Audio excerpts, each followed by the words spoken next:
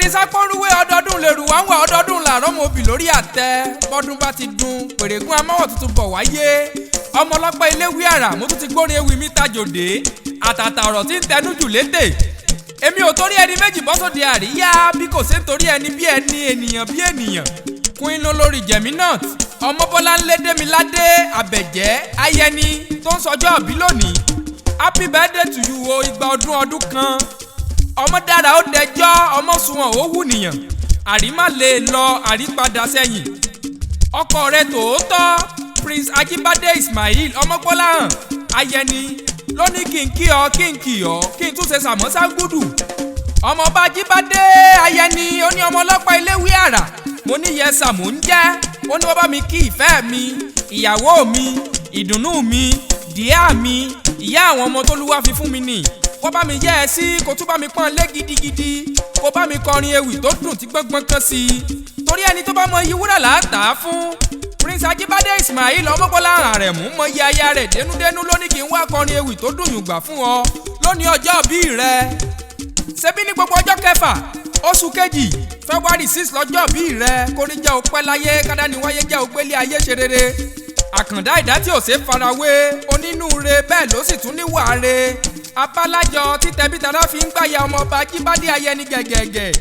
òkú ayẹyẹ orí kádùn òkú oríire òní fèyí ṣàṣemọ òní fàìsàn lògbà wáyé o jẹ́ ìsúré gbálẹ̀ bàbá rẹ lọ nílé ọba ẹṣin lókun royal family nílùú Èkó ìwọ lọmọọba Àdó ọmọ ìbíní arókùntayò ọmọ ológun kútere asàlóògùn òrìṣà ní ẹsẹ̀ ẹ má ṣe kútere òrìṣà gbòbì kútere agbódìdí orí lọ́wọ́ ẹni ọmọ ọba ẹṣin lókun ọmọ ògbólúmọjá ọmọ alárédè ìdún ganran ọmọ ganran olórí ayé ọmọ tanú omi tí ń jẹ́ ẹṣin lókun ọmọ erelú àbíyè nílùú Èkó Queen olórí Jẹ̀mínát Bọ́láńlé máa gbọ́ dídùn ẹnu mi a kì í nílé baba ká má nílé ìyá jẹ́ ìsúlẹ̀ lọ lé ìyá tó bí ọlọ́mọ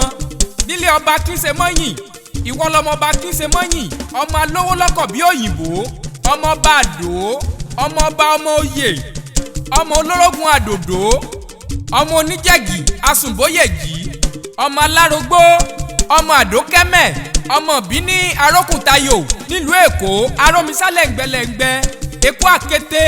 ìwọ lọmọ pátákó ẹ̀fọ̀n kàkàkà tí ń kájá lẹ́nu àwọn ọmọ rere tó bí Adédàmọ́lá Firdaus Ayẹni àti Serifat Tèmiládé Ayẹni wọ́n ní máa bá ọ dúpẹ́ lọ́wọ́ ọba ọgbọ́gbọ́n ti rí pẹ́ tó mọ́lé tiẹ̀ sórí ọgbọ́n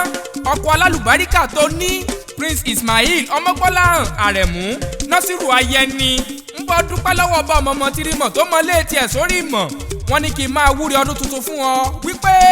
àsọdúnmọ́dún ní sáwọ àsọdúnmọ́dún àsọsùmọ́sù ní sáwọ àsọsùmọ́sù kó o pẹ́ bí mọ́pẹ́ ṣe ń pẹ́ kó o wà bí ọ̀wàwà kó o dàgbà bí àgbà kan tí wọ́n fọmọ́ wú sóńdè lọ́rùn ló tún fẹ̀ lèmi kúkú ń wí. igbá lè rẹ èlé ni àwo lè rẹ èlé ni nínú owó àìkú tí ṣe bá lè ọrọ̀ a kì í ṣe é mọ̀ wọ́n wá lè bí ọ́ lè rè pé ta ló mọ̀rin ewì tó dùn bọnu máa jẹ́ kó yé wọn wípé Ọdúnyẹmí Rilwan Olúwaṣẹ́gun ni ọmọ ọlọ́pàá ilé wí àrà ni mò ń jẹ́ ìwàrà nílé Ifẹ̀ nílé baba tó bí mi lọ́mọ ìpàdé wa tún di láyọ̀ ó dìgbà.